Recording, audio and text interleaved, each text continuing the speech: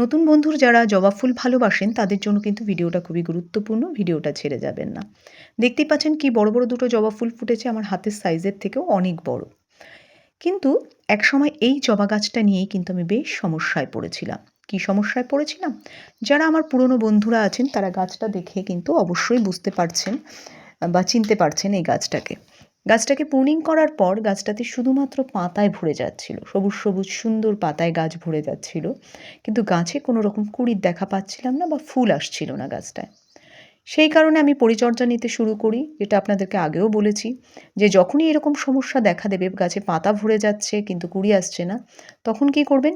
Nitrogen জাতীয় খাবারের পরিমাণ কমিয়ে দেবেন। অর্থাৎ খোলের জল দেয়া কমিয়ে দেবেন। যারা রাসায়নিক সার হিসেবে আ বা ১৯-১৯-১৯ বা ২০-২০-২০ ব্যবহার করেন, সেগুলো ব্যবহার করা কিন্তু বন্ধ করে দেবেন। যদিও আমি জৈবভাবেই বেশি করে থাকি।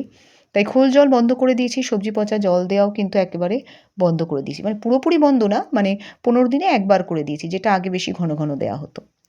যাই হোক, বন্ধ করে দিয়ে আমি পটাশ জাতীয় খাবার কিন্তু চালু করে দিয়েছি। অর্থাৎ কলার খোসাকে ৪-৫ দিন ভিজিয়ে রেখে সেই জলটার সঙ্গে আরও ডবল পরিমাণ জল মিশিয়ে সেই জলটাকে আমি গাছের গোড়ায় দিতে শুরু করেছি এবং সেই জলটা আমি কিন্তু প্রতি সপ্তাহে একবার করে দিয়ে গেছি। এভাবে করার পর কিন্তু আমি ১-১.৫ মাসের মধ্যে যে পরিবর্তনটা লক্ষ্য করলাম, সেটা হচ্ছে গাছের দেখতেই পাচ্ছেন আমি আপনাদের প্রত্যেকটা ডগা দেখিয়েছি।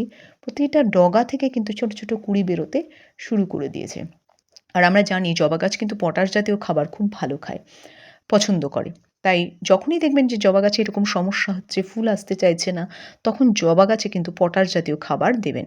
যারা জৈবভাবে করার সময় পান না তাদেরকে বলব ০০৫০ আপনারা ব্যবহার করবেন।